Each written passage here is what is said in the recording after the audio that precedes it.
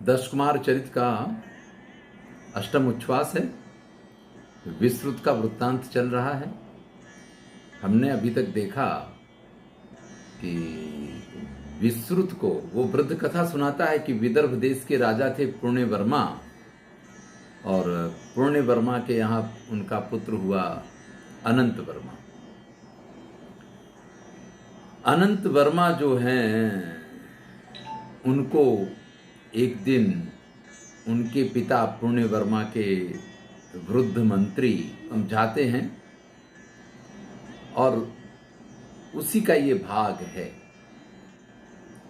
बुद्धिहीनो ही भूभृत उच्छ्रितोपि परई अध्यारूह्यमाणम आत्मानम न चेतयते।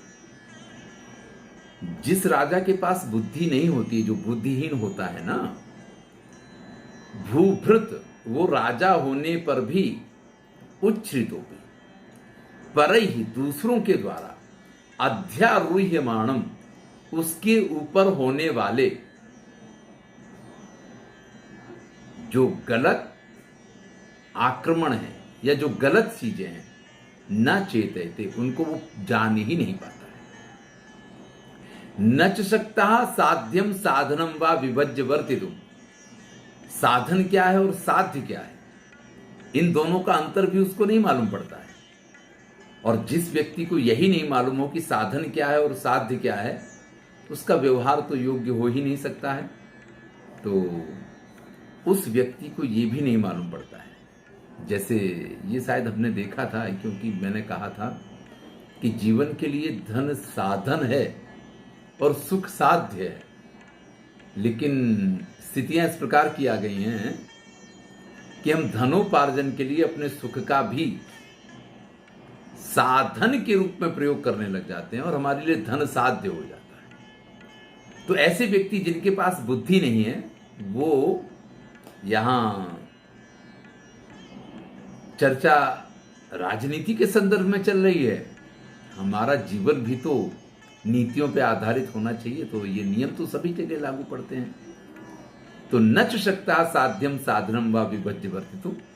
साध्य और साधन के बीच का विभज्य यानी विभाग करके वर्तितुम, व्यवहार करने में वो न शक्ता, समर्थ नहीं होता है। अयथावृत्तस्य कर्मसु प्रतिहन्यमाना स्वैहि परस्य परिभूयते। और जो करना चाहिए वो नहीं, अयथावृत्तस्य, अयथावृत्तस्य। यथावृत्त का अर्थ होता है कि जो करना चाहिए, और अयथावृत्त का अर्थ है जो नहीं करना चाहिए। इस प्रकार के कर्मसु, कर्मों के कारण, प्रतिहन्यमाना, जो नहीं करने के काम अगर आप करेंगे तो परिणाम तो वही आएंगे ना। तो कहते हैं स्वैहि, उसके अपने लोग, परैहि, और जो दूसरे लोग होते हैं उन सबके द्वारा परिभूयते, यानी उसका अनादर होता रहता है, उसका अपमान होता रहता है, लोग उसकी बात पे ध्यान नहीं देते हैं। नचा अवज्ञातस्य राज्ञो प्रभवति प्रजानाम योगक्षेम आराधनाय। और जो राजा अवज्ञात हो जाता, अवज्ञात का अर्थ है कि जिसकी बात लोग नहीं सुनते हैं। जो राजा ऑर्डर करे और पब्लिक के ऊपर उसकी असर ही अगर नहीं होती है, तो अवज्ञातस्य आज्ञा, तो उसकी आज्ञा प्रभवति प्रजानाम योगक्षेम आराधनाय, और सबसे पहले शब्द का प्रयोग किया है ना, कि वो प्रजा की जो योगक्षेम है, संपूर्ण कल्याण की जो बात है, उसको आराधना यानी कि पूरा करने में ना प्रभवति, समर्थ नहीं होते। अर्थात जिस राजा के पास बुद्धि नहीं होती है, वो साधन और साध्य के अंतर को नहीं समझ सकता है। इस हिसाब से जो साध्य है उसको साधन मान ले और साधन को साध्य बना ले, तो उसका व्यवहार कैसा हो जाएगा, अयथावृत्त हो जाएगा, अयोग्य व्यवहार हो जाएगा। और जब वो अयोग्य व्यवहार करेगा तो उसके अपने हों या परिश्य दूसरे हों, वो सब उसकी अवमानना करने लग जाते हैं। क्योंकि जिस व्यक्ति को यही नहीं मालूम पड़ रहा है कि करना क्या है और नहीं करना है, करणीय और करणीय का जिसको ख्याल नहीं आता है, तो उसकी कौन केयर करेगा, उसकी तरफ कौन ध्यान देगा।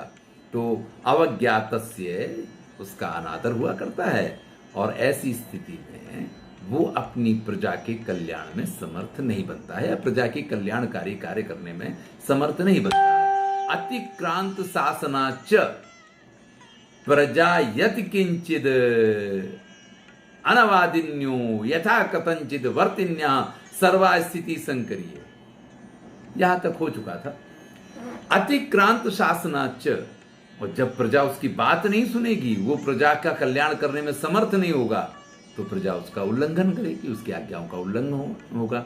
तो शासनाच अतिक्रांत, तो उसके शासन का जब उल्लंघन किया जाएगा, अतिक्रांत किया जाएगा, तो इस प्रकार की प्रजा कैसा व्यवहार करेगी, तो उसका वर्णन करते हैं यद किंचित वादिन्यो, कुछ भी बोलेंगे।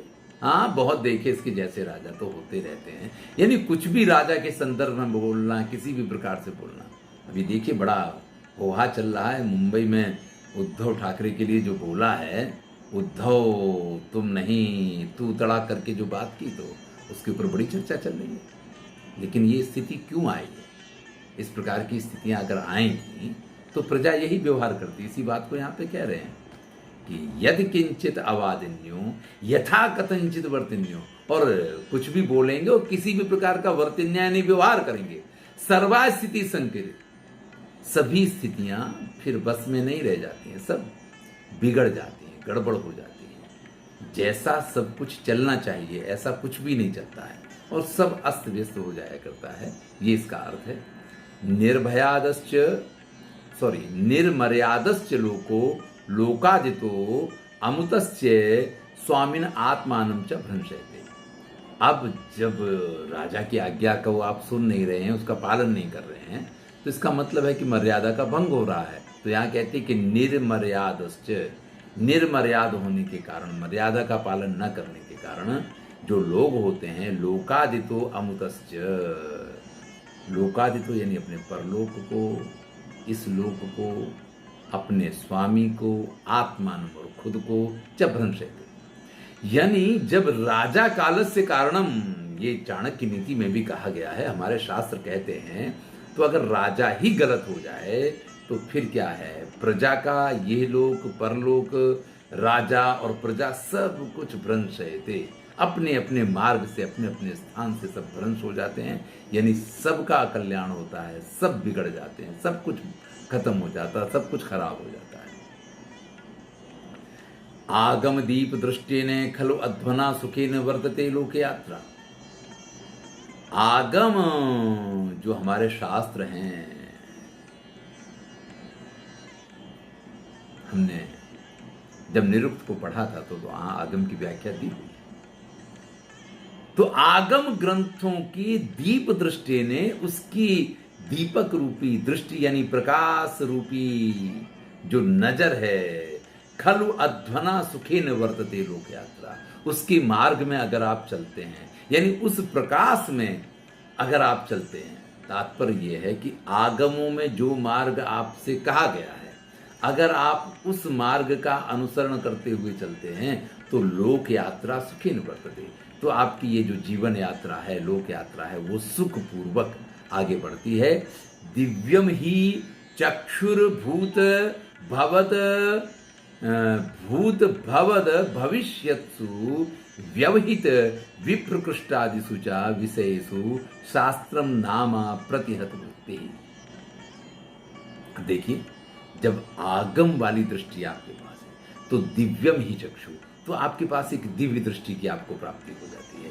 और जब दिव्यम ही चक्षु आपके पास वो दिव्य नेत्र हैं, तो वो भूत यानी जो हो चुका है, भवद यानी जो हो रहा है, भविष्यत यानी जो कि होने वाला है, व्यवहित विप्रकृष्टादिषु, वहां व्यवहित यानी किए जाने वाले, विप्रकृष्टादिषु गलत अच्छे बुरे हैं जो भी हैं, च विषयेषु शास्त्रम नाम अप्रतिहत वृत्ति, उन सभी बातों को जानने की उस व्यक्ति के पास दिव्य दृष्टि आ जाती है। फिर से समझ लीजिएगा, कह रहे हैं कि आगम दीपेन दृष्टेन, जब व्यक्ति आगम के अनुसार यानी नीति के अनुसार, नीति के प्रकाश में जब अपनी जीवन यात्रा करता है तो सुखपूर्वक करती है, और उसके कारण जो उसको दिव्य दृष्टि प्राप्त होती है, दिव्यम ही चक्षु, तो उससे वो भूत भविष्य और वर्तमान इन सब के व्यवहारों को समझने की विशेष शक्ति उसको प्राप्त होती है। विषयेषु शास्त्रम नाम अप्रतिहत वृत्ति, अरे भैया, ये तो शास्त्रों के द्वारा तो ऐसा भी मालूम पड़ता। अप्रतिहत वृत्ति का अर्थ होता है कि कितनी भी बाधाएं आए, फिर भी अगर व्यक्ति की नजर उस बाधा से रुके नहीं, उससे बंधे नहीं, उसको अप्रतिहत वृत्ति कहा जाता है? तो इस प्रकार की दिव्य उसकी बुद्धि होती है, और उसके प्रकाश में वो इस प्रकार से सारे भूत भविष्य वर्तमान को तो जानता ही है, लेकिन जो बाधाएं हैं उनमें भी उसकी बुद्धि रुकती नहीं है।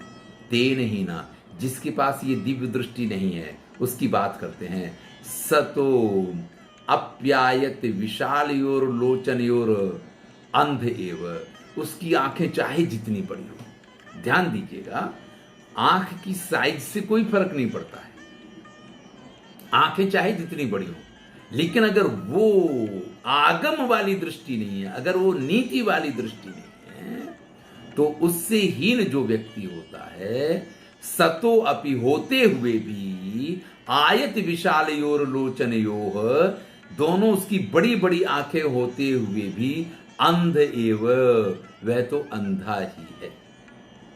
यानी अगर आपके पास आगम दृष्टि नहीं है, नैतिक दृष्टि नहीं है, अगर आप नीति शास्त्र को नहीं जानते हैं, तो फिर चाहे जितनी बड़ी आंखें हों, वो कहते हैं ना कि खुली आंखों से भी व्यक्ति अंधा होता है, उसको कुछ दिखाई नहीं देता है। उसी का वर्णन करते हैं।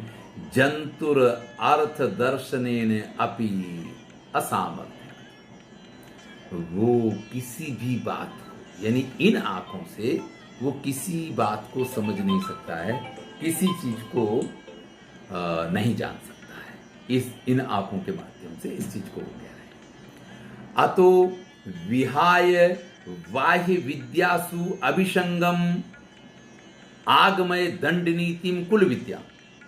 अब वो वसुमित्र जो है वो कह रहे हैं कि भैया, इसलिए मैं आपसे कह रहा हूं, अतो अतः विहाय, छोड़ करके, बाह्य विद्यासु अभिसंगा, ये जो बाहर की दुनियादारी है ना, तरह तरह की ये सारी जो चीजें हैं, इनका परित्याग करके, इनको छोड़ करके, आगमय दंड नीतिम कुल विद्याम, जो आपकी कुल की विद्या है, जो दंड नीति है, जो राजनीति शास्त्र है। देखिए, दंड नीति और अर्थ नीति, इस प्रकार से दो शब्दों से प्राचीन काल में हम व्यक्त तो राजनीति को ही किया करते थे। राजनीतिक जो शास्त्र है, जैसे कौटिल्य ने अर्थशास्त्र लिखा, उसका नाम तो है अर्थशास्त्र, लेकिन वास्तव में उसमें चर्चा किसकी है? पूरी राजनीति की है। सद्गुण वगैरह जो भी है, राजनीति के नियम, उन सब का विवेचन वहाँ पे पाया जाता है। तो यहाँ पे कहते हैं कि भैया, ये सब दुनियादारी के ड्रामे और ये सब चीजें बंद करो, और क्या करना है? आपको करना है कि दंड नीतिम कुल विद्याम आगमय, दंड नीति जो आपकी कुल विद्या है, इसका अध्ययन करो, इसको समझो, इसका आचरण करो। तद अर्थान अनुष्ठानेन चा वर्जित शक्ति सिद्ध अस्खलित शासनः साधि चिर मुदधि मेखलाम उर्वी। जब आप इस दंड नीति, यानी इस विद्या को जब आप पढ़ लेंगे, जब आप इसका तद अर्था अनुष्ठानेन, जब आप उसका अमल करेंगे। देखिए, विद्या को पढ़ना एक बात होता है और उस पर अमल करना दूसरी बात होता है। कई बार क्या है कि व्यक्ति पढ़ तो जाता है, हमारे गुजराती में कहते हैं कि पढ़ाई और कढ़ाई, यानी व्यक्ति पढ़ता भी है और उसके बाद उसको भणवानु ने गणवानु बनने वावड़वा हुई है। तो ये पढ़ाई और कढ़ाई जो दोनों चीजें हैं ना, इसीलिए जितनी भी ऐसी विद्याएं हैं, कैसी विद्याएं, जैसे डॉक्टर बनना है तो आपको पढ़ाया जाएगा, फिर इंटर्नशिप दी जाएगी, वकील बनना तो इंटर्नशिप दी जाएगी। सिर्फ ये अध्यापक बनने में इंटर्नशिप नहीं होती है, इसमें भी होनी चाहिए। यही कारण होता है कि प्रारंभिक काल में लोगों को पढ़ाने में बड़ी परेशानियां हुआ करती हैं, लोग क्योंकि इसकी प्रैक्टिस तो करते ही नहीं है। चलिए, तद अर्थानुष्ठान, जब आप इसको पढ़ेंगे कुल विद्या को, और फिर जब उसका अनुष्ठान करेंगे, यानी उसका जब आप प्रयोग करेंगे, चा वर्जित शक्ति सिद्धि अस्खलित शासना, उससे आपको वो दिव्य शक्ति और वो दिव्य तेज की प्राप्ति होगी कि जिसके कारण अस्खलित शासना, जिसके शासन का कोई अंत नहीं है। अस्खलित का अर्थ होता है कि स्खलित का अर्थ है खत्म होना, अस्खलित जो खत्म ही ना हो, इस प्रकार के शासन पूर्वक साधि चिर मुदधिम एकलाम मेखलाम उर्वीम इति। आप साधि यानी शासन करेंगे कहां तक? चिरम बहुत लंबे समय तक, उदधि मेखलाम उर्वीम समुद्र पर्यंत, उदधि समुद्र को कहते हैं और मेखला यानी समुद्र से जो घिरी हुई है इस प्रकार की इस पृथ्वी का। तो यह दंड नीति जो आपकी कुल की नीति है उसका अध्ययन कीजिए, उसको आचरण में लाइए। जब आप उसको आचरण में लाएंगे तो उससे आपको इस प्रकार की शक्ति प्राप्त होगी, उससे आपको इस प्रकार की शासन की विधि प्राप्त होगी कि फिर आप समुद्र पर्यंत इस पृथ्वी का शासन कर पाएंगे। एतदाकर्ण्य, इस प्रकार से सुनने के बाद, स्थान एव गुरुभिर अनुशिष्टम तथा क्रियते, जैसे गुरु ने आज्ञा दी हो और शिष्य उसके सामने बिल्कुल हाथ जोड़ के कह देता कि जैसी आपकी आज्ञा, इस प्रकार से बिल्कुल गुरु की तरह एक शिष्ट या जिसको कही कि शिष्टाचारी या आज्ञाकारी शिष्य की तरह, तथा क्रियते मैं ऐसा ही करूंगा, ये कहते हुए इति अंतःपुरम आविशत, अपने अंतःपुर में चला जाता है। अब देखिए ये जो वर्णन है ना, इस वर्णन से दो बातें, कभी भी विद्यार्थी जो है, शिष्य जो है, अगर गुरु उससे कहता है और उसकी बहुत रुचि है तो एकाध प्रश्न उसके अंदर उत्पन्न होता है, और जब वो एकाध प्रश्न खड़ा करता है ना तो ये लगता है कि शिष्य रुचिपूर्ण है और शिष्य में रुचि है, इसलिए गुरु को भी उसमें रुचि लेनी चाहिए। लेकिन जब ठीक है, सब कुछ ठीक है, इस प्रकार की स्थिति होती है तो वही स्थिति यहां बता रहे हैं, तथा क्रियते। शिष्य है तो बिल्कुल आज्ञाकारी, लेकिन वो आज्ञाकारी शिष्य किसी प्रकार का आर्गुमेंट नहीं करता, किसी प्रकार की चर्चा नहीं करता, तथा क्रियते ऐसा ही करूंगा, इतना कहते हुए अंतःपुर में चला जाता है। ताम चा वार्ताम पार्थिवेन प्रमदा सन्निधो प्रसंगेन ओदीरित उपनिशम्य समीपोपविष्ट। अब निवास में जाएगा, अंतःपुर में जाएगा तो वहां बहुत सारी रानियां हैं। रानियां पूछेंगी कि आज क्या हुआ, जो एक स्वाभाविक प्रक्रिया होती है, स्त्रियां अपने पति से इस प्रकार के प्रश्न करती हैं। अब एक हो या अनेक रानियां हो, तो उन सब स्त्रियों के बीच में वो ये पूरी बात करता है कि आज उनसे उन वयोवृद्ध मंत्री ने क्या कहा है। तो प्रसंगी ने उस प्रसंग पे उस समय उदीरिता, जब ये बात कही जा रही थी, उपनिशम्य उसको सुन करके, कौन सुनता है? समीपोपविष्ट, जो पास में बैठा हुआ था। कौन है? चित्तान वृत्ति कुशला, जो दूसरों की चित्त वृत्ति को जानने में बड़ा कुशल है। देखिए हम छोटे थे तो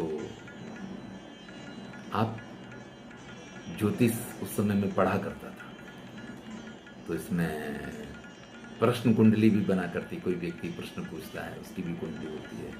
लेकिन इसके साथ साथ जिसको हम फेस रीडिंग कहते हैं ना, ये चीज भी सीखा करते थे कि कोई व्यक्ति जब सामने आता है तो उसके चेहरे के हाव भाव किस प्रकार के हैं और उसके अनुसार वो क्या चाह रहा है या वो क्या जानना चाहता है या उसके मन में क्या चल रहा है, इसको जानने की कोशिश होती है। इसको फेस रीडिंग शब्द से इंग्लिश में कहा जाता है। हमारे यहाँ मूक प्रश्न कुंडली भी बनती है, मूक प्रश्न कुंडली भी बनती है, यानी जो व्यक्ति आपके पास आया है वो कुछ नहीं बोला, उसने कोई प्रश्न ही नहीं किया है, लेकिन उसके अनुसार भी उसकी कुंडली बना करके उसको समझा जाता। ज्योतिष में बहुत सारे इस प्रकार के नियमों का निर्धारण है। तो ये जो व्यक्ति है ना, ये चित्तान वृत्ति कुशला है, यहां पे दिया हुआ है कि लोगों के चित्त में, मन में क्या चल रहा है उसको जानने में बड़ा कुशल है। प्रसाद वित्तो, प्रसाद भवनों को कहते हैं, बड़े बड़े राजाओं के भवन, उनकी एक अपनी शिष्टाचार होते हैं, उनकी एक अपनी पद्धति होती है।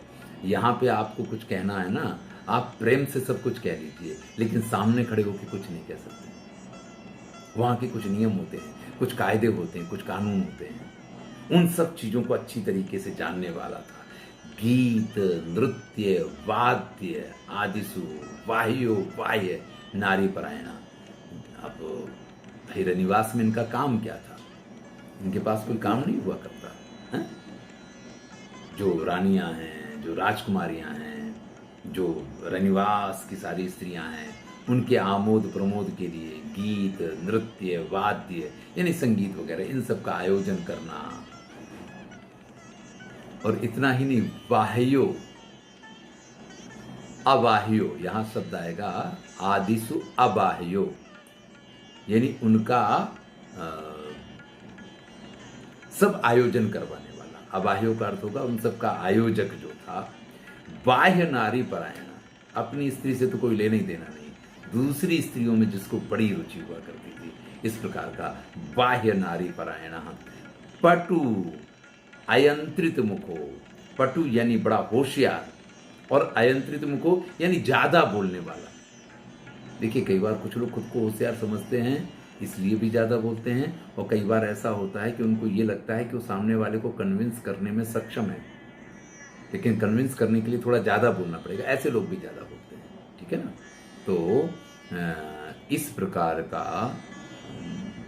का पटु था, बोलने में चतुर था। बहुभंगी विशारदा, बहुभंगी विशारदा। अब देखिए ऐसे लोग जो होते हैं ना, उनके हाव भाव भी कुछ स्पेशल होते हैं, कुछ एक्स्ट्रा ऑर्डिनरी होंगे। किसी को प्रभावित करने के लिए हमें किस मुद्रा का प्रयोग करना है, किसी को प्रभावित करने के लिए हमें किस भाषा का प्रयोग करना है, किसी को प्रभावित करने के लिए हमें क्या करना है, इन सब चीजों को जानते हुए और उन सब के प्रयोग में भी ये बड़ा दक्ष था। देखिए सबके साथ एक जैसा व्यवहार राजमहल में संभव नहीं है।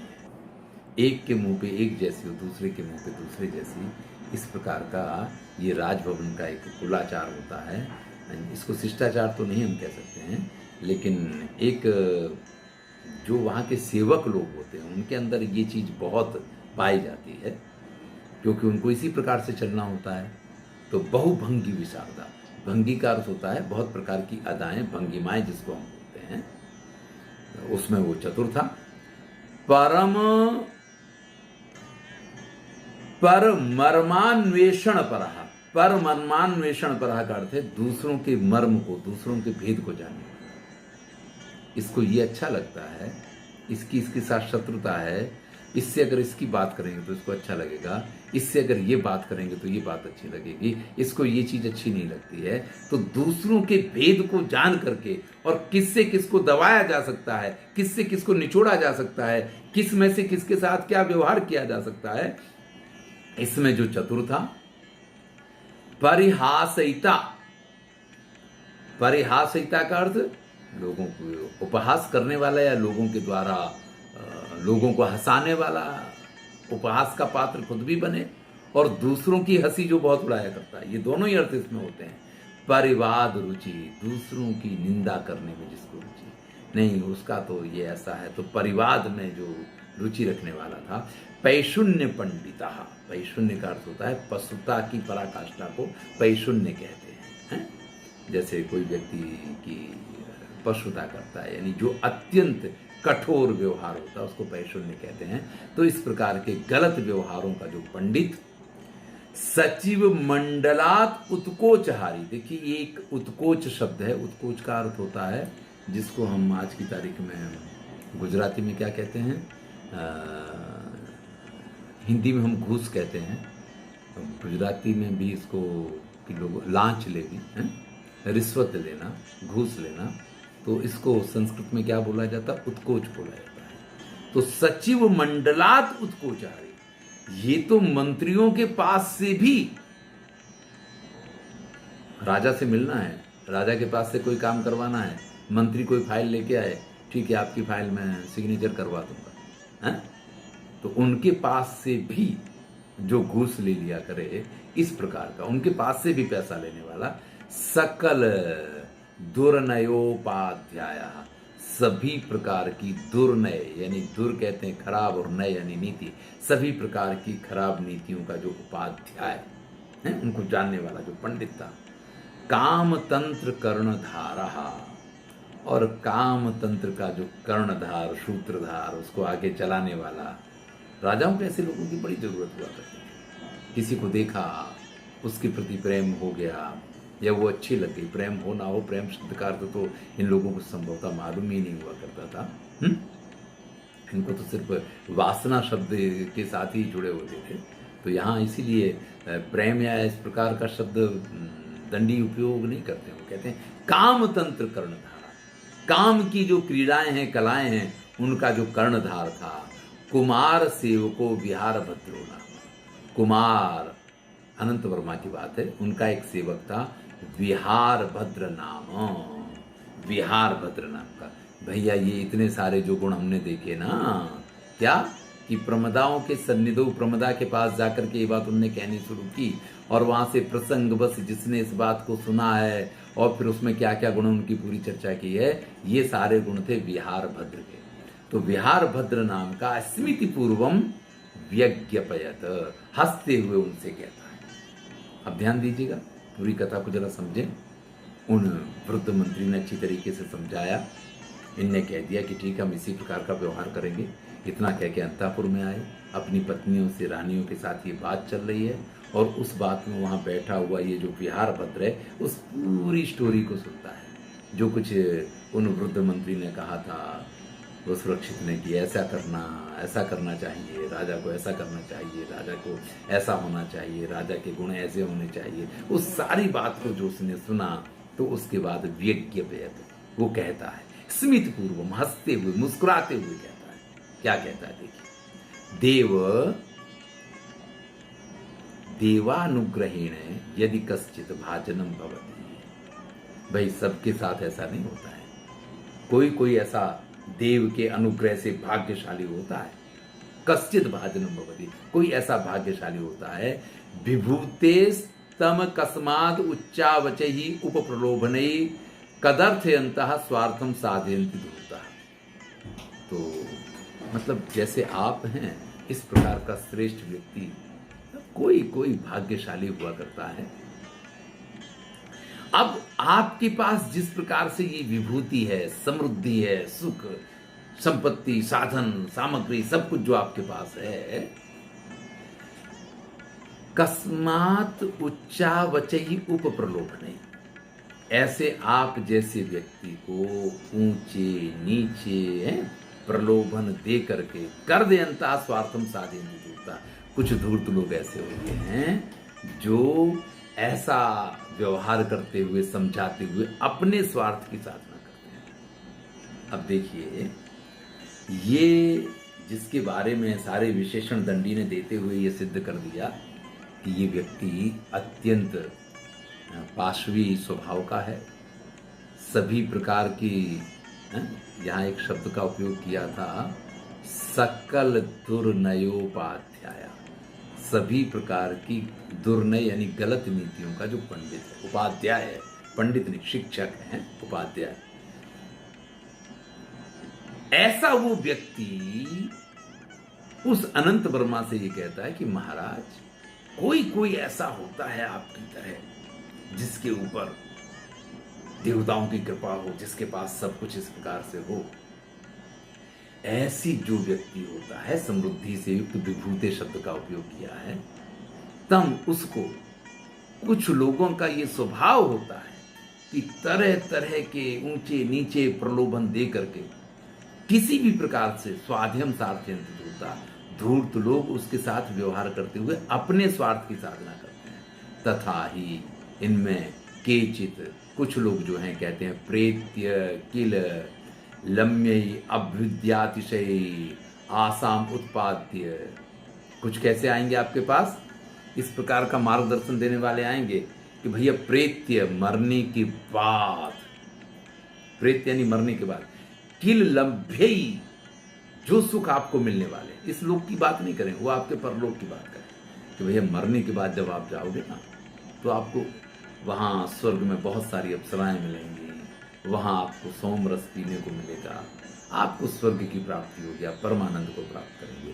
कुछ इस प्रकार की बातें कहते हुए अभ्युदयातिशय, आपका बहुत बड़ा अभ्युदय होगा, आपको बहुत ज्यादा लाभ होगा इस प्रकार की बात करते हुए।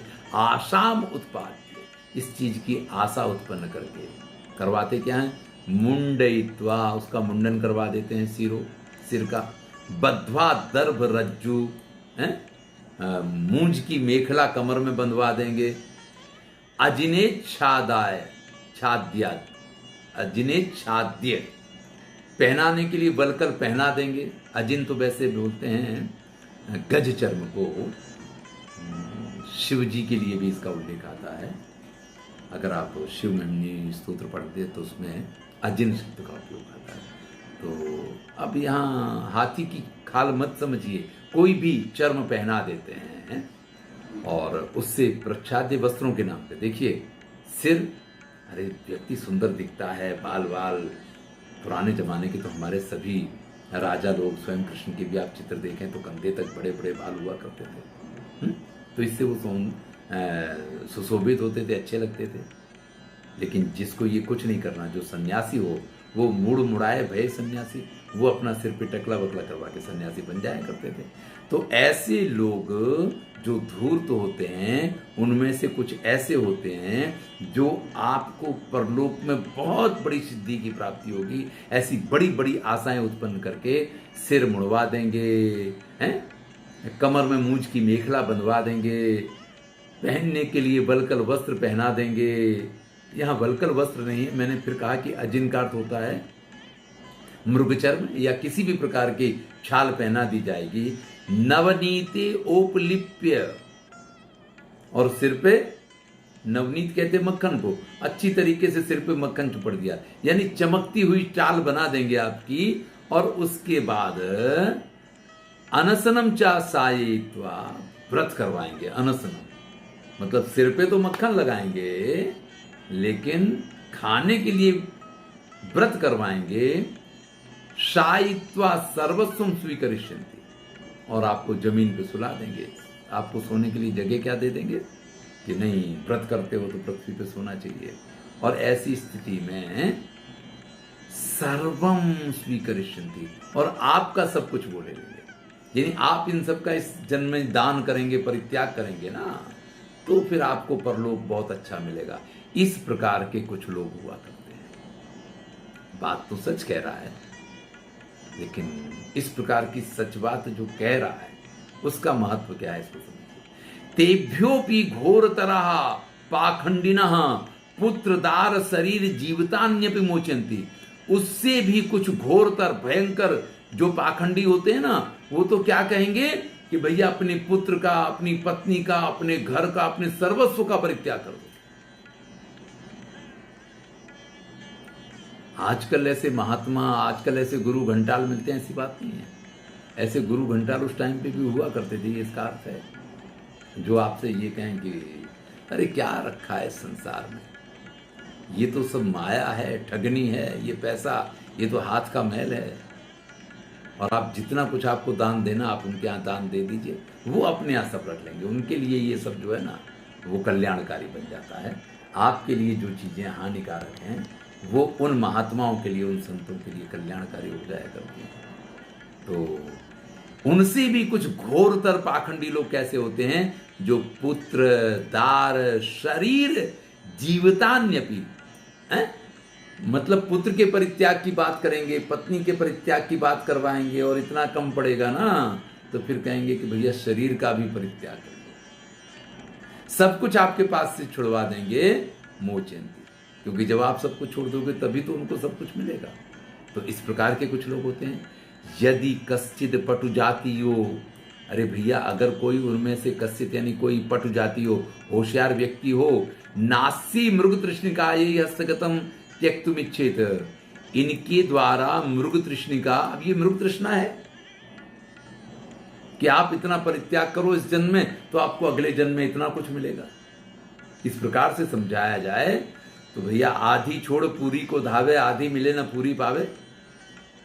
तो कहते हैं कश्चित पटु जाति हो, कोई होशियार जातक हो, यानी कोई होशियार व्यक्ति हो, नास्य मृग तृष्णिका ये हस्तगतम त्यक्तुम इच्छेत, इनकी बात पे विश्वास करके अगर अपना सर्वस्व परित्याग करने के लिए तैयार ना हो, ध्यान दीजिएगा भाई, कुछ ऐसे लोग भी होते हैं जो समझदार होते हैं, वो इनकी बातों का भरोसा नहीं करते हैं। तो जो ऐसे लोग होते हैं, होशियार होते हैं, जो इनकी बात का भरोसा नहीं करते हैं, हस्तगतम त्यक्तुम इच्छित ना, अगर वो नहीं त्याग करने के लिए तैयार होते हैं, तम अन्य परिवार राहु, तो उसको बहुत सारे लोग घेर लेंगे। यानी अगर अकेले अकेले गुरु से नहीं बनेगा तो 2-4 चेले उसके आसपास होंगे। आपने कई फिल्मों में भी इस प्रकार के दृश्य देखे होंगे कि स्थिति किस प्रकार की आती है कि गुरु के यहाँ 2 चेले हैं, वो बाकायदा उनको प्रणाम करते हैं, स्वयं ही दक्षिणा रखते हैं और स्वयं दक्षिणा रखते हैं, और फिर जो दूसरे लोग आते हैं उनको देखा देखी दक्षिणा रखते हैं।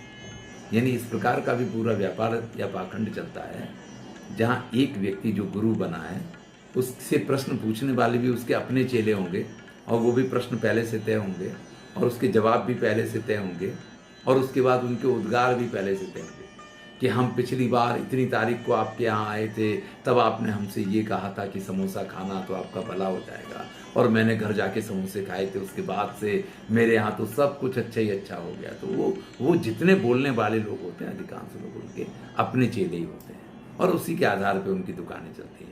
भाई व्यापार के लिए कुछ एडवर्टाइजमेंट, कुछ इस प्रकार के इन्वेस्टमेंट होते हैं, ये इस तरीके की बात है। तो ऐसे लोगों को तम अन्य परिवार राहु, उनको और बहुत सारे लोग घेर लेते हैं। एकामपि काकिणीम, कारशापण होना चाहिए, कारशापण लक्ष्य मापादयेम।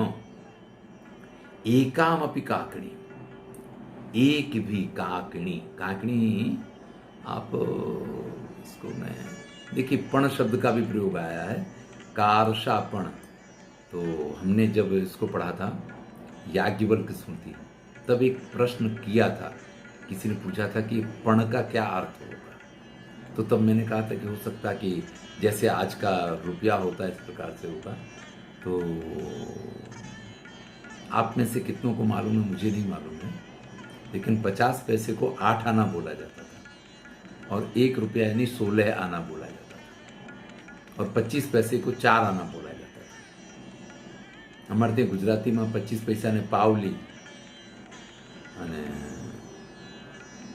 8 आना और इस प्रकार का जो प्रयोग होता है ना, तो ये कारशापण का अर्थ होता है 16 आना। कारशापण का यानी अर्थ तो वही आ गया कि 1 रुपया हो गया, लेकिन शब्द जो है वो 1 रुपये का प्रयोग नहीं कर सकते, 16 आने का उपयोग करेंगे। क्योंकि क्या होता है, वैसे तो 1 आने में 6 पैसे होते हैं, तो 24 पैसे का 4 आना होता है, लेकिन 25 पैसे का 4 आना हो जाता है। इसी प्रकार से 48 पैसे का 8 आना होता है, लेकिन 50 पैसे को 8 आना कहा जाता है। ऐसे 16 आना जो है ना, 16.5 आना यानी 1 रुपया होना चाहिए वास्तविक रूप से।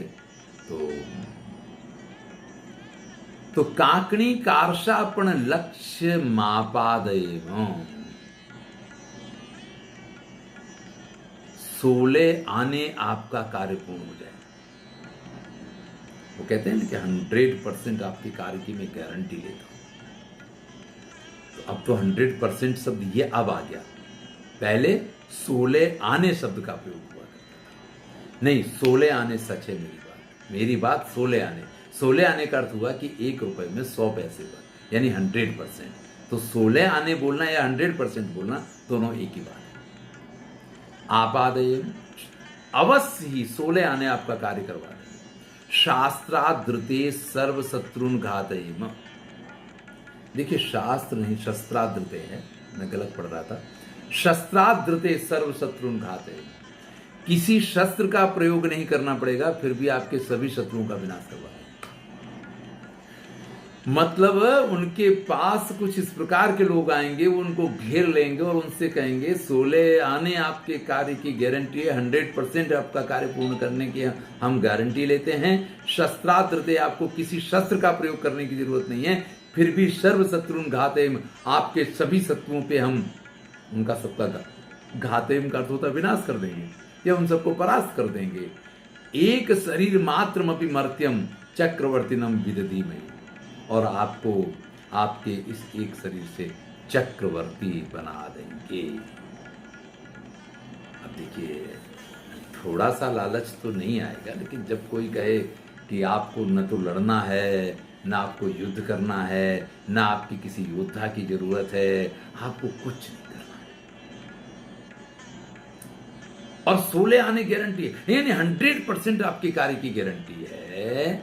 आप हमारी बात को अगर मानोगे तो इस वृत्ति लोक में चक्रवर्ती विरधि में हम आपको चक्रवर्ती सम्राट बना देंगे, इतना बड़ा लालच देंगे। यदि अस्मत् दुदृष्टेन मार्गेण चलते, यदि हम जिस मार्ग को बता रहे हैं आप उस मार्ग पे चलेंगे। यदि अस्मत् उद्दिष्टेन मार्गेण चलते, अगर हमारे द्वारा उपदिष्ट मार्ग पे आप चलेंगे तो सा पुनरिमान प्रत्याह। अब जब वो पूछेगा इनसे कि भैया वो कौन सा रास्ता है जिस पे आप कह रहे हैं कि हम चलें तो हम चक्रवर्ती सम्राट हो जाएंगे, तो ये लोग क्या कहेंगे, को असो मार्ग, कौन सा ये मार्ग है, तो कहेंगे पुनर्मे ब्रुवते। ऐसे जो वो पाखंडी लोग होते हैं वो कहते हैं ननु चतस्रो राज विद्या त्रयी वार्ता अन्वीक्षिकी दंड नीति। अरे आपको तो मालूम है चतस्रो राज विद्या, त्रयी वार्ता अन्वीक्षिकी दंड नीति, ये सारे शास्त्र हैं। तासु तिस्रस्र वार्तान अन्वीक्षित्यो महत्यो मंद फलास्य। इनमें से जो अन्वीक्षिकी त्रयी विद्या और ये वार्ता वगैरह है ना, ये तो बड़ा महत्व बहुत विशाल है, मंद फलास्य, और इनका कोई बहुत उपयोग भी नहीं, बहुत फल भी नहीं इनसे मिलता है। आज यही तो होता है। मनुस्मृति पढ़ने का क्या फायदा है, ये सब पढ़ने का क्या फायदा है, श्रीमद् भगवत गीता पढ़ के क्या होगा। तो लोग क्या कहते हैं, अरे भाई इन सब का फायदा नहीं, ये सब मत पढ़ो। क्या पढ़ो, इंजीनियरिंग पढ़ो, क्या पढ़ो, डॉक्टरी पढ़ो, क्या पढ़ो, ये करो, कॉमर्स पढ़ो। तो संस्कृत की तरफ लोग नहीं आते हैं। लेकिन ये नहीं मालूम है कि हर अच्छे से अच्छा इंजीनियर, हर बड़े से बड़ा डॉक्टर, जब उसको शांति की जरूरत होती है ना, जब ये सोचता है कि मेरे जीवन में अरे सब कुछ किया लेकिन शांति क्यों नहीं है, तब उसको संस्कृत के पास आना पड़ता है। जिसने बचपन से इसको पढ़ा हो ना, वो अपने जीवन में कभी इस चीज से परेशान नहीं हो सकता है। तो ऐसे लोग ये कहते हैं कि भाई वो सब तो बेकार है, मंद फलास्य, उसका बहुत फल नहीं है। तस्तावदास्ताम, तो वो सब छोड़ दो। अधिस्वतावत दंड नीति, इसमें जो राज विद्या है, जो दंड नीति है, इसको आप अवश्य पढ़िए, इसका पढ़ना जरूरी है। यम इदानीम आचार्य विष्णुगुप्ते ने मौर्याय षड्भी श्लोक सहस्रे संक्षिप्ता। वैसे तो ये भी दंड नीति भी बड़ा विशाल था, राजनीति का भी बड़ा ज्ञान विस्तृत था, लेकिन आचार्य विष्णुगुप्त ने, चाणक्य का ये नाम है कि आचार्य विष्णुगुप्त ने मौर्याय चंद्रगुप्त मौर्य को पढ़ाने के लिए षड्भी श्लोक सहस्रे 6000 श्लोक में इसको संक्षिप्त बना दिया है। तो भैया 6000 श्लोक तो फिर भी आपको पढ़ने ही पढ़ने हैं, इतनी विद्या तो संक्षिप्ता, ये संक्षिप्त कर दी है, इतना आप पढ़ेंगे तो फिर आप चक्रवर्ती सम्राट बन जाएंगे। वो तब आपसे ऐसा कहेंगे, सेवय अधीत्य सम्यक अनुष्ठीयमाना यथोक्त कर्म क्षमा। जब आप इनको पढ़ते हैं, अधीत्य यानी पढ़ना, सम्यक अनुष्ठीय, और फिर जब आप इनका आचरण करते हैं तो यथोक्त कर्म दक्षता, तो आपको इस प्रकार की कर्म क्षमता प्राप्त होती है कि आप चक्रवर्ती सम्राट बन जाएंगे। तथा इत्यधीते, तब वो पढ़ना शुरू करता है। श्रवणोति चा, इसका श्रवण भी करता है। तत्रैव जराम गच्छति, और उसी को पढ़ते सुनते हुए वृद्ध हो जाता है, जीवन में कुछ नहीं हासिल कर पाता है, ये इसका अर्थ है। तत्व किल शास्त्रम शास्त्रांतरानुबंधी, क्योंकि इन शास्त्रों का तो क्या है, एक शास्त्र दूसरे से संबंधित है। आपको समास पढ़ना है तो आपको कारक आना चाहिए, आपको कारक पढ़ना तो आपको जो प्रातिपदिक हैं वो शब्द आने चाहिए, क्योंकि कारक पढ़ने के लिए प्रथमा विभक्ति है, तो प्रथमा विभक्ति में रामा रामो रामा होता है, एक वचन द्विवचन बहुवचन में, वो आपको मालूम पड़ना चाहिए। अगर वो आपको नहीं मालूम पड़ता है तो वो भी सब बेकार है। तो ये सभी शास्त्र जो हैं, अगर आपको व्याकरण को समझना है तो तर्क को पढ़ना पड़ेगा, और तर्क को पढ़ना है तो दर्शन को पढ़ना पड़ेगा, और काव्य शास्त्र को पढ़ना तो व्याकरण को पढ़ना पड़ेगा। तो कहते हैं कि सभी शास्त्र जो है ना, शास्त्रा अंतरानुबंधी, एक दूसरे से बंधे हुए हैं। जैसे बहुत सारे सिर हों, उनको उठाया तो नहीं जा सकता, लेकिन सबकी चोटियां हों तो ऊपर से सबको इकट्ठा पकड़ लो और एक ही हाथ में सारे मुंड लटका लो। तो ये सारे शास्त्र जो है यहाँ भरे हुए हैं, लेकिन इनकी सबकी चोटियां एकत्रित हैं, एक ही जगह बनी हुई हैं, अनुबंधी हैं। सर्वमेव वाङ्मय अविदित्वा न तत्व तो अधिसंस्यते। और जब तक आप सभी वाङ्मय नहीं पढ़ लेते, जब तक आपको सभी शास्त्रों का ज्ञान नहीं होता है, तब तक आपको तत्व नहीं समझ में आता है, तब तक आपको सत्य और वास्तविकता का ज्ञान नहीं होता है। भवतु कालेन बहुनाल्पेन वा तदर्थ अधिगति। और वो कुछ ऐसा नहीं है कि थोड़े से समय में पढ़ लिया जाए, उसमें एक लंबा समय जाता है और खूब मेहनत लगती है। तो खाली समय नहीं, मेहनत भी लगती है। अधिगत शास्त्रेण चादाविव। और जैसे ही आप उन शास्त्रों को पढ़ेंगे तो उन शास्त्रों को पढ़ने के साथ ही आपको शुरुआत में ही बताया जाएगा, पुत्र दारम अपि न विश्वास्यम, पुत्र और पत्नी का भी विश्वास नहीं करना चाहिए। चाणक्य नीति का ये श्लोक है कि अमित्रम न विश्वसेत मित्रम चापि न विश्वसेत। भाई अमित्र पे तो विश्वास नहीं करना चाहिए, लेकिन मित्र पे भी विश्वास नहीं करना चाहिए, क्योंकि मित्र जब आपके सारे राजों को जानता है तो अगर उसके साथ कोई झगड़ा हो जाए तो तत्सर्वम प्रकाशयति, फिर वो सारी चीजें प्रकट कर दिया करता है। तो अमित्र पे तो विश्वास नहीं किया जा सकता, लेकिन मित्र पे भी विश्वास नहीं किया जा सकता। तो वो सबसे पहले आपसे यही कहेंगे कि भैया ये पुत्र, संतान, पत्नी, इन सब का विश्वास नहीं कर सकते हैं। मुझे लगता है कि काफ़ी आगे बढ़ा है पैराग्राफ, तो आज यही इसका समापन करते हैं कि शास्त्रों को अगर आप पढ़ भी लेंगे ना, तो उसमें सबसे पहले आपको ये सिखाया जाएगा कि पुत्र, पत्नी इत्यादि का भरोसा नहीं किया जाए।